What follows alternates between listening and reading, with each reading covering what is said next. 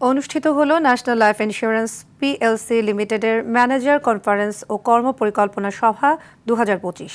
রাজধানীর কাজী নজরুল ইসলাম অ্যাভিনিউর কারওয়ান বাজারের এনএলআই টাওয়ারের অডিটোরিয়ামে সারা দেশ থেকে আগত নির্বাহী কর্মকর্তাদের নিয়ে এই সভা অনুষ্ঠিত হলো। সভায় মুখ্য নির্বাহী কর্মকর্তা মোহাম্মদ কাজীম উদ্দিনের সভাপতিত্বে এই সভা অনুষ্ঠিত হয়। প্রধান অতিথি হিসেবে উপস্থিত ছিলেন কোম্পানির চেয়ারম্যান তোফাজ্জল হোসেন। অনুষ্ঠানে মুখ্য নির্বাহী কর্মকর্তা ও চেয়ারম্যান সারা দেশের নির্বাহী কর্মকর্তাদের আগামীর কর্মপরিকল্পনা পর্যালোচনা করেন।